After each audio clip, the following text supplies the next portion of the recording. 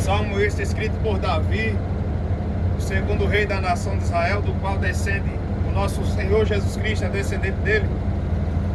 Aí diz aqui no Salmos de número 40: esperei com paciência no Senhor, ele se inclinou para mim e ouviu o meu clamor. Certa vez eu vi um pregador dizendo que a paciência e o silêncio de Deus tira a nossa. Porque nós somos do já, né? Apressado. A gente já quer ajoelhar e já quer a resposta amanhã. Mas a gente vai olhar para a Bíblia, a gente vê Abraão, que é o nosso pai na fé, assim a Bíblia descreve. Deus fez uma promessa para ele, ele tinha 75 anos, que ele seria pai. Essa promessa vai se cumprir quando ele tem 100 anos de idade, é pai de Isaac. Veja quanto tempo. Até ele se agoniou no intervalo desses 25 anos e foi querer, feito a gente ter uma mania de querer ensinar Deus a trabalhar, mas só tá errado. Aí ele inventou de ceder a empregada, a esposa, juntamente com ele, a Sara, para gerar um filho, porque na cultura dele assim podia. E aí a soberba encontrou o caminho da empregada, mas foi um balaio de gato, só Jesus na causa. O filho dele, Isaac, ele também é Rebeca, querido, me ajuda aí. Rebeca, né? É a Rebeca. A Rebeca era estéril, a esposa de seu filho. Ele casa-se com 40 anos de idade após a morte de sua mãe.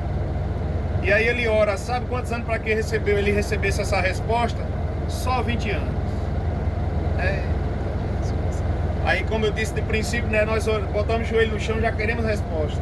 Mas a gente precisa nos ensinar e aprender a confiar e a esperar em Deus. O segredo da oração é orar, confiar e esperar com paciência. Esse mesmo Davi que diz que esperou com paciência, no Salmo de número 70 ele diz: o negócio estava tão apertado que ele disse: Senhor, apressa-te, Senhor. É porque tem hora que a gente pensa que vai morrer, tudo vai desabarrar. Aí a gente se agonia, mas daqui a pouco a gente para, reflete e diz: não, Senhor, conta de 1 a 10, como se ensina, mas eu preciso esperar no Senhor, no seu tempo, no tempo determinado por Senhor. Esperei com paciência no Senhor, ele inclinou-se para mim e ouviu o meu clamor. Porém, nesse tempo ele continuou. É uma das coisas que Jesus ele quer de nós, é a perseverança na oração. Ele aqui pela leitura aqui dá a entender que ele continuou clamando, pedindo a Deus o que ele precisava. Orar é falar com Deus, expor para ele nossas necessidades, apesar que ele sabe, mas ele gosta de ouvir a gente falar. Atitude, né? Sobre a perseverança na oração, a gente vê lá em Lucas 18, Jesus cita uma parábola de um juiz iníquo que habitava numa cidade e um juiz pecador e uma viúva, e ela sempre importunava ele para que ele julgasse a causa dela.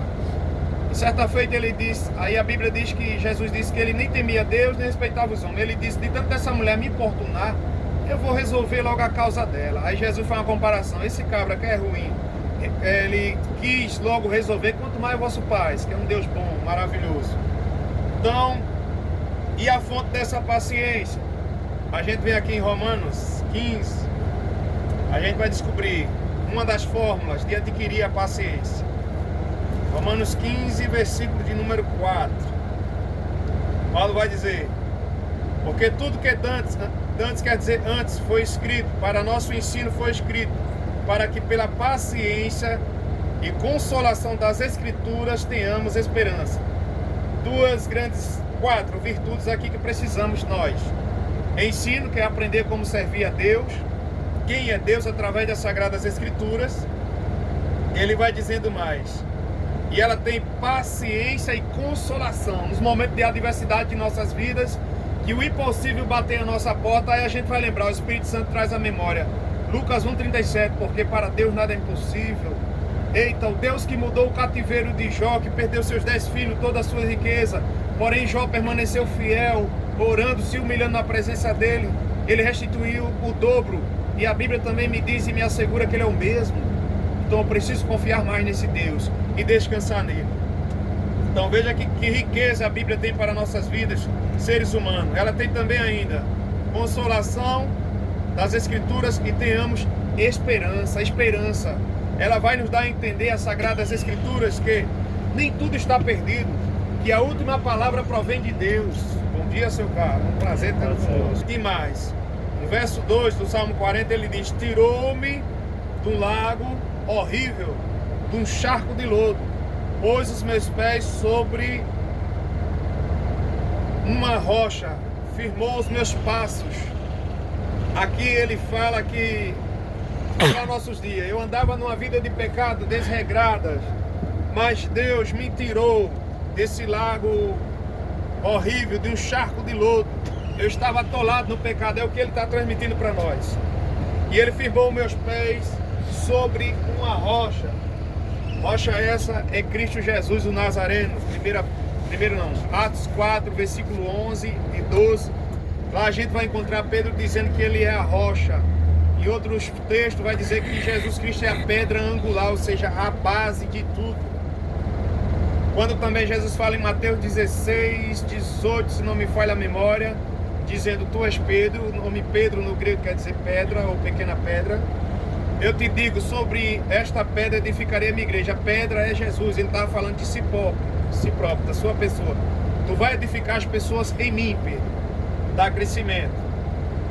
E pôs meus pés sobre uma rocha, firmou os meus passos. E é isso que Jesus quer fazer de nós, firmar os nossos passos na terra, nossa vida espiritual, colocar o que está fora do lugar no devido lugar. Mas para isso a gente precisa conhecê-lo através das Sagradas Escrituras. E através das Sagradas Escrituras que o Evangelho, como sempre eu costumo dizer, o Evangelho não é teoria, ele é experiências na vida real, no nosso dia a dia. Não é só falácia, a Bíblia Sagrada não é fábulas, não é escrito o que o homem pensou ou achou, não. Aqui é um livro espiritual e poderosíssimo. No verso 3 ele vai e diz, e pôs um novo cântico na minha boca, um hino ao nosso Deus. Muitos o verão e temerão e confiarão no Senhor.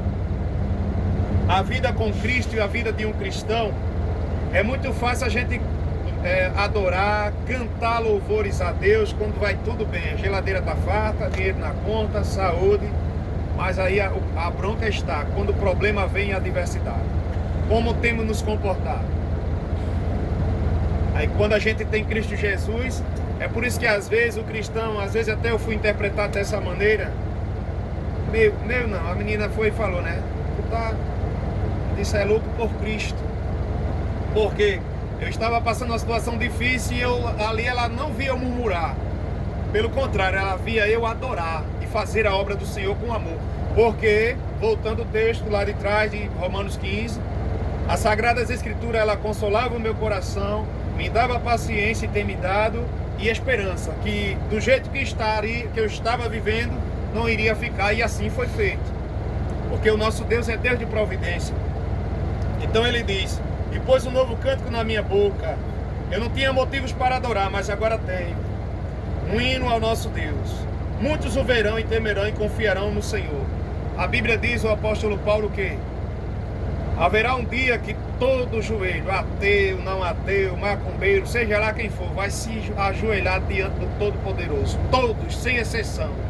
Que queira ou não queira, vai todo mundo ter que prestar reverência, continência ao Rei dos Reis e Senhor dos Senhores, Jesus Cristo Nazareno, esse que morreu na cruz do Calvário e ressuscitou o terceiro dia e que há de vir buscar aqueles que forem fiel e obediente à sua palavra. No verso 4 ele diz, o salmista, bem-aventurado, bem-aventurado quer dizer mais do que feliz, o homem que põe no Senhor a sua confiança.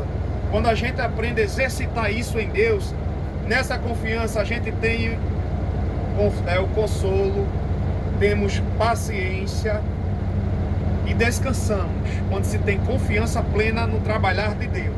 Quando não, é uma inquietação terrível quando está passando por uma adversidade. E quando tem, se é feito uma mulher que certa feita, o Eliseu ora para que Deus desse a ela um filho, e o seu filho morre, e ela vai de encontro ao profeta, o marido pergunta para ela, o que está tudo bem, o que está acontecendo? Ela respira, vai tudo bem. Equilíbrio é o que nós precisamos ter, equilíbrio. A Bíblia tem esse equilíbrio, confiança no Senhor, e não respeita os soberbos, nem os que se desviam para a mentira. Não se acoloia com essas pessoas, né? Não tem associação. Epa, olha, ainda viu o voo. O salmista faz um pedido especial ao Senhor. Não retires de mim, Senhor, as tuas misericórdias. Guarde-me continuamente a tua benignidade e a tua verdade. Benignidade é bondade, é a misericórdia. Não deixa, Senhor, de ter misericórdia de nós. Nos ajude. Vamos orar ao nosso Pai.